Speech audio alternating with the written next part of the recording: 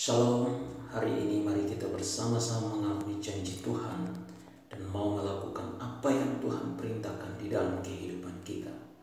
Esra pasal 5 ayat 1-17. Pembangunan dimulai lagi dengan izin Raja Darius.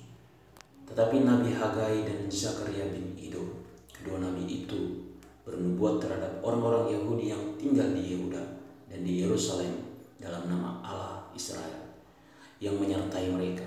Pada waktu itu mulailah Zerubabel bin Shealtiel dan Yesua bin Yozadak membangun rumah Allah yang ada di Yerusalem. Mereka didampingi dan dibantu oleh nabi-nabi Allah. Tetapi pada waktu itu juga datanglah kepada mereka Tatnai, bupati daerah sebelah barat Sungai Efrat, bersama-sama dengan Setar-Bosnai dan rekan-rekan mereka. Dan beginilah katanya kepada mereka, siapakah yang memberi perintah kepadamu untuk membangun rumah ini dan menyelesaikan tembok ini? Lalu katanya pula kepada mereka, siapakah nama-nama orang yang mendirikan bangunan ini?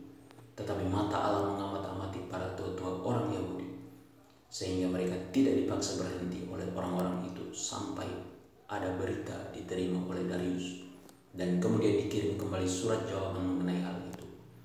Inilah salinan surat yang dikirim Tatnai, bupati daerah sebelah barat Sungai Efrat, bersama-sama dengan Setar-Bosnai dan rekan-rekannya, para penggawa daerah sebelah barat Sungai Efrat, kepada Raja Darius. Mereka mengirim laporan tertulis kepadanya dengan yang berbunyi sebagai berikut. Ke hadapan Raja Darius, salam sejahtera. Kiranya Raja maklum bahwa kami datang ke daerah Yehuda, ke rumah Allah yang maha besar. Rumah itu sedang dibangun dengan batu yang besar-besar, sedang dindingnya dilapis dengan kayu, dan pekerjaan itu dikerjakan dengan seksama dan berjalan lancar di tangan mereka. Kemudian kami menanyai para tua-tua itu, dan beginilah kata kami kepada mereka, siapakah yang memberi perintah kepadamu untuk membangun rumah ini dan menyelesaikan tembok ini? Lagi pula kami tanyakan kepada mereka nama-nama mereka untuk memberitahukannya kepada tuanku dengan mencatat nama orang-orang yang mengepalai mereka. Inilah jawaban yang diberikan mereka kepada kami.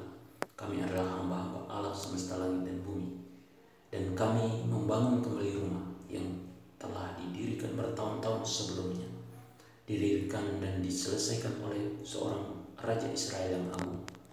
Tetapi sesudah nenek moyang kami membangkitkan murka Allah semesta langit, mereka diserahkannya ke dalam tangan Nebukadnezar, Raja negeri Babel, orang Kasdi, yang merusak rumah itu dan mengangkut bangsa itu sebagai tawanan ke negeri Babel. Akan tetapi pada tahun pertama zaman Kores, Raja negeri Babel, dikeluarkanlah perintah oleh Raja Kores untuk membangun rumah Allah ini. Juga perlengkapan emas dan perak dari rumah Allah yang telah diambil oleh Nebukadnezar dari bait suci yang di Yerusalem dan dibawa ke dalam bait suci yang di Babel. Diambil pula oleh Raja Kores dari bait suci yang di Babel itu dan diserahkan kepada seorang yang bernama Sesbasar yang telah diangkatnya menjadi bupati. Perintahnya kepadanya, ambillah perlengkapan ini, pergilah dan taruhlah itu di dalam bait suci yang di Yerusalem, dan biarlah rumah Allah dibangun di tempatnya yang semula.